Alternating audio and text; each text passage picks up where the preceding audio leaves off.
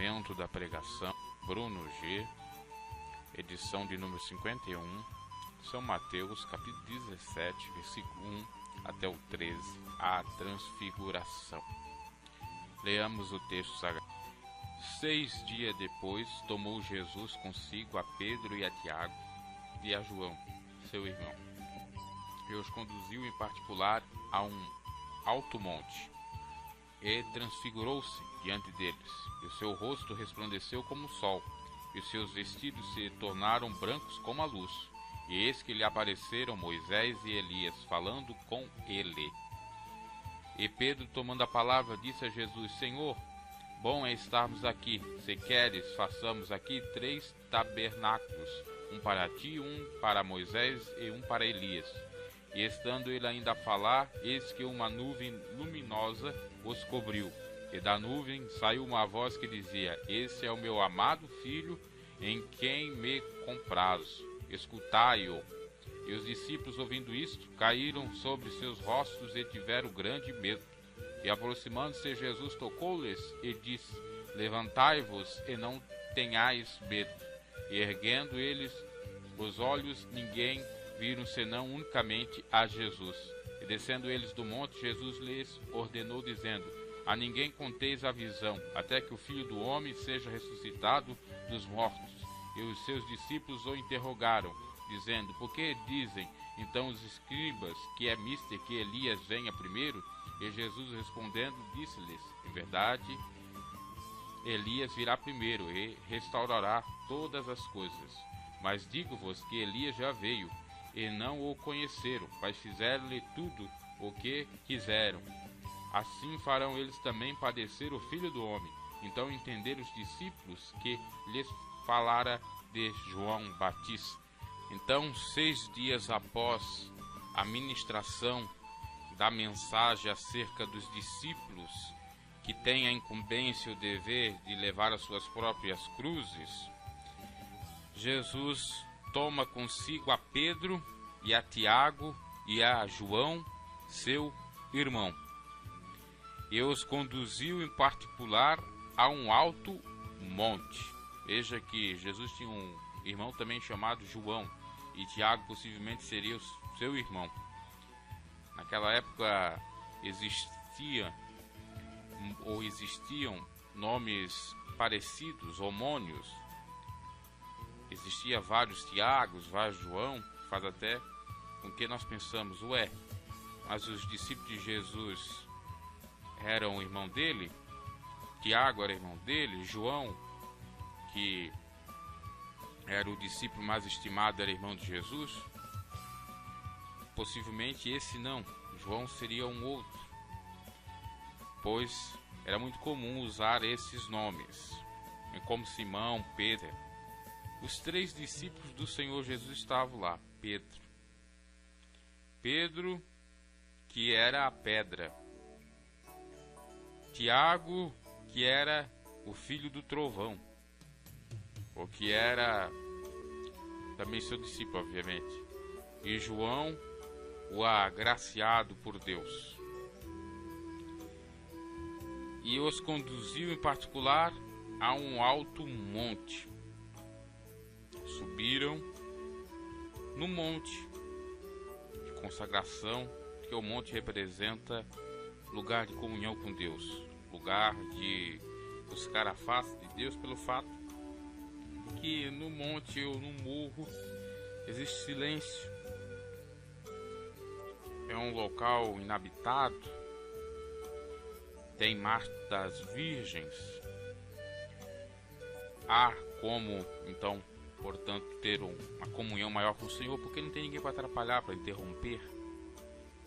Por isso decidiu ir ao monte não sozinho, mas levar os seus discípulos para servirem de testemunha de tudo que ali iria ocorrer. E transfigurou-se diante deles. Jesus mudou o seu corpo corruptível em um corpo de glória. O seu rosto resplandeceu como o sol, brilhou como o sol, os seus vestidos se tornaram brancos como a luz. E quando ocorre isto, aparece Moisés e Elias falando com Jesus. Moisés representando a lei mosaica, Elias representando os profetas. Moisés que fora sepultado pelo próprio Deus, porque ninguém encontrou seu corpo para ser sepultado. Elias que fora arrebatado, nem experimentou a sua própria morte. E isso é um mistério para muitos. Como que Jesus poderia estar falando com Moisés, que já estava morto, com Elias, que já estava arrebatado, ou teria sido arrebatado? Isso não é comunhão com os mortos, não é falar com os mortos, não é necromancia? Não é. Porque o Filho de Deus tinha o poder, tem o poder. Ele tinha a natureza divina, tudo ele podia. Se ele quisesse que descesse vários anjos para lhe guardar, assim desciam. Foi assim que ele falou para Pedro quando ele pegou a espada e feriu o soldado Malco, né? Sua orelha. Jesus disse: olha, não é para fazer isso, porque se eu quisesse que alguém me defendesse, eu mandava anjos vir até a mim, ou pedia ao Pai para que anjos me enviasse para me defender. Legiões de anjos. Então veja, meus caros, que aqui só Jesus pôde falar com Moisés e com Elias, porque ele era ser humano e ser divino. Ele era diferente dos humanos, porque muitos querem usar essa passagem para dar supedâneo, embasamento, a teoria de que é de Deus falar com os mortos. Lembramos do caso de Saul.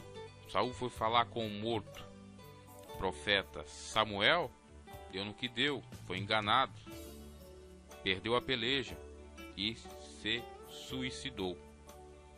Veja que isso não é para homem, isso não é para qualquer um, somente para o Filho de Deus. E foi necessário mister para mostrar para os discípulos a divindade dele. Que ali estava um que era superior a todos os homens, a tudo, a profeta, a lei, a tudo. E Pedro, tomando a palavra, disse a Jesus: Senhor, bom é estarmos aqui. Vamos ficar aqui mesmo, que agora estou vendo o teu brilho, estou vendo a sua glória. Então vamos ficar aqui, porque aqui é delicioso. Se queres, façamos então aqui 3 tabernáculos, 3 possivelmente cabanas, ou 3 altares, ou mais ligado a 3 casas, entre aspas, que seria 3 acampamentos, assim, vamos dizer, cabanas, né? Uma para ti, uma para Moisés e uma para Elias. E estando ele ainda a falar, eis que uma nuvem luminosa os cobriu. E da nuvem saiu uma voz que dizia: Este é meu amado filho, em quem me comprazo, escutai. Veja que a mesma voz que falou com Jesus, ou bradou acerca de Jesus quando ele foi batizado, também nesse monte da transfiguração, o Pai, agora representando na figura da nuvem, fala com o próprio Filho e mostra para os discípulos que ali estão que de fato Jesus era Filho de Deus.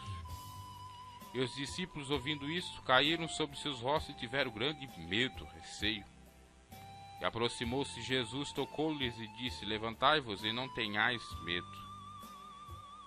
Parece o mesmo receio, o mesmo medo que Moisés, que queria ver a face do Senhor, e Deus passou diante dele de uma outra forma, porque se passasse como ele era de fato, Moisés iria morrer. Ele não aguentaria a glória do Senhor, porque o nosso corpo carnal, mortal, pecador, não aguenta a glória de um Deus poderoso, tremendo, santo, puro e verdadeiro. Por isso que os carnais, Pedro, Tiago e João, que não tinham ainda o Espírito Santo, que não discerniam as coisas de Deus, não conseguiram aguentar o tamanho da glória do próprio Deus ali se manifestando. Então aproximou-se Jesus para os encorajar, para os levantar. E erguendo eles os olhos, ninguém viram senão unicamente a Jesus. Pronto, se desfez toda aquela visão. Pedro, no seu mau entendimento, com seu coração até endurecido, sem interpretação do que tudo aquilo representava, achava que deveria fazer um altar ou uma cabana para Moisés e para Elias.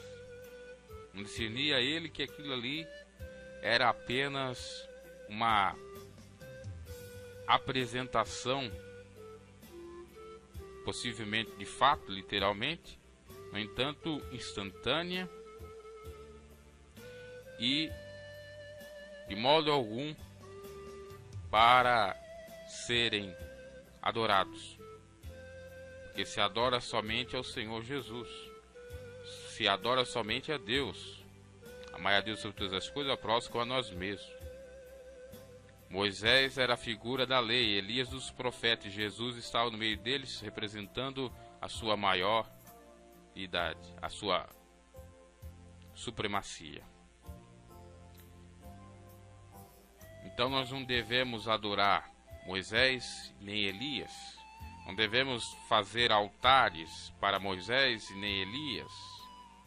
Pedro pensou para fazer isso. Quando ele pensou, logo veio uma nuvem de Deus falando: esse é meu filho amado, em quem me comprazo, escutai-o. Veja que o próprio Deus se manifestando através da luz, da nuvem, disse que o seu filho era Jesus, não era Moisés e não era Elias, e que o amava muito, e que também era para o escutar. Ele não disse para escutar Moisés ou Elias, ele não disse que amava Moisés ou Elias, que tinha grande estima, e muito menos que eles eram seus filhos. Veja bem, há uma diferença aqui. Nós não devemos, de modo algum, nem para os apóstolos, discípulos, adorá-los, fazer obras de bonecos de cera, artifícios de madeira que simbolizam os profetas, os apóstolos, e assim acender velas para que eles possam rogar por nós, porque isso não existe. O único intermediador entre o homem e Deus é Jesus Cristo. Aqui está claro e nítido, Deus destacando a importância de Jesus, mostrando que de fato ele está acima de Moisés e Elias, que há um nome sobre todos os nomes, que é todo poderoso e que tem estima, que Deus tem a maior estima por ele, melhor dizendo, que era Jesus.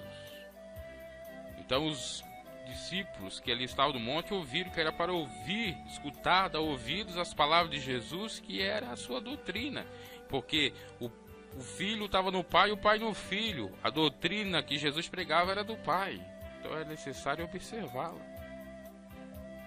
E Jesus, sabendo do seu receio, sabendo que caíram, que não aguentaram o poder, a glória do Senhor, porque é difícil mesmo nosso corpo carnal ele não resiste, nosso entendimento não compreende o fenômeno, vou colocar assim, Deus, né? Não compreende a divindade, melhor dizendo, de Deus, não compreende nada do Senhor, até porque nós somos limitados, não usamos mais do que 10, 20% da nossa cachola, vamos colocar assim, a nossa massa cinzenta do nosso cérebro. Então, por isso a caída, porque o corpo não aguentou a glória. Por isso o receio, o medo, porque não conseguiu compreender tudo aquilo. Fato que ocorreu, como já disse, com Moisés, que ele queria ver a face do Senhor, o Senhor ocultou e mostrou só a parte de trás, né? Moisés tremeu-se todo, que a glória era grande. Ainda disse o Senhor: tira a sandália dos seus pés, porque o lugar que pisas santo é, no Monte Horebe. E aqui os discípulos estavam junto com Jesus. Por mais que eles tivessem pecado, Jesus os purificava, porque ele estava ali. Há uma diferença, por isso que não foi dito: tira a sandália dos seus pés. E a consequência foi eles caírem e ficar com medo. Mas pelo fato de estar com Jesus, então aquilo tudo ali foi superado, porque Jesus os reergueu e Jesus disse para que eles não tivessem medo. Aquilo ali foi uma representação, a transfiguração do homem Deus para Deus, do Filho de Deus humano para o Filho de Deus de fato, do Moisés humano para o Moisés representante da lei mosaica e do judaísmo. Elias humano, profeta, para o Elias divino, profeta, que não era maior do que o Senhor. E erguendo eles os olhos, ninguém viram senão unicamente a Jesus Cristo.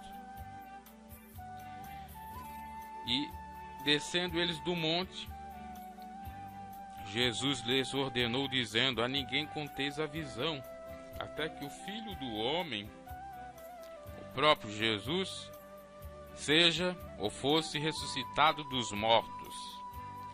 E os seus discípulos o interrogaram, dizendo: por que dizem então os escribas, aqueles que eram doutores da lei, aqueles que examinavam muito a Tanar, o Velho Testamento, que é mister necessário que Elias venha primeiro? E Jesus respondendo disse-lhes: em verdade, Elias virá primeiro e restaurará todas as coisas. Mas digo-vos que Elias já veio, e o Elias era na figura de João Batista, que fora morto, decapitado. Fora morto por conta de ter denunciado o pecado de Herodes, e Jesus o considerou como o maior profeta de todos eles, inclusive até mesmo o próprio Elias humano. E não o conheceram, mas fizeram-lhe tudo o que quiseram, claro. Colocaram ele no cárcere, fizeram ele passar sofrimentos naquele cárcere e depois ser morto, tendo ao seu pescoço sua cabeça degolado. Assim farão eles também padecer o Filho do Homem. Jesus estava falando que ele iria passar pelo mesmo sofrimento, até maior do que João Batista, na Via Cruz, nas ruas de Jerusalém, cuspido, feito de escárnio, levando chibatadas, fazendo carregar pesado madeiro, depois crucificado, depois coroa de espinho, ainda beber fel quando teve sede, até expirar, sendo condenado, sentenciado inocentemente. Então entenderam os discípulos que ele falava de João Batista. A transfiguração, meus caros, é muito interessante, porque ela revela muita coisa e serve inclusive para embasamento de doutrinas, umas heréticas, outras com de fato coerência bíblica, que serve até mesmo para contra-argumentação ou refutação dessas heresias. Por exemplo, existe a heresia de que de fato Jesus ele apoiava falar com os mortos. Já falei no início que isso é inconcebível em Jesus, porque aqui se tratava de um fenômeno transcendental, divino, para mostrar a natureza divina do Senhor para os seus discípulos. Também usa esse versículo, essa passagem, para dizer que é necessário você acreditar na salvação dos que antes de Jesus não tinham recebido Jesus, e quando ele morreu foi até o Hades e pregou, e aqueles que aceitaram foram salvos. Muitos divergem, até concordo com a divergência, dizendo que foi só uma proclamação de vitória. Possivelmente isso não tem respaldo bíblico. É óbvio que muitos que estavam nos sepulcros foram ressuscitados e subiram aos céus. Agora, que Jesus foi lá e pregou e ganhou almas no inferno, é meio complicado de afirmar isso. E esse texto serve para o embasamento de refutar essa tese. Porque como pregar então para Moisés ou Elias, se Moisés foi morto e ninguém sabe onde ele foi sepultado, não tem a certeza se está no céu, está no inferno, onde que ele está. E Elias foi arrebatado. Outros também criam a teoria aqui do sábado, porque, aliás, isso serve para refutar a teoria do sábado. Jesus é maior do que a lei, maior do que os profetas, é nesse sentido. Com relação àquela segunda hipótese de que esse versículo, essa passagem, serve para refutar a teoria de que Jesus foi pregar nos mortos, pelo fato de que é inconcebível essa ideia de pregação no inferno, porque se Moisés pecou no deserto e foi impedido de entrar na nova Canaã, aliás, na Canaã de fato, na terra de leite e mel, e fora morto por conta disso, ele possivelmente onde estaria? Por conta do pecado. Se nós formos entender esse episódio de acordo com o Evangelho já em Jesus, que o apóstolo Paulo chega a afirmar dizendo que o salário de pecado é a morte, Moisés estaria no inferno, que Jesus pregou e ressuscitou Moisés. Mas como que Jesus teria pregado quando morreu se ele apareceu no Monte da Transfiguração? Do mesmo modo, Elias. E ainda tem mais uma corrente, né, que é da questão aí, eu digo corrente doutrinária, que usa esse versículo, essas passagens, da transfiguração para refutar uma outra heresia, que seria acreditar apenas que existe corpo e espírito, e não a divisão tríade, corpo, alma e espírito.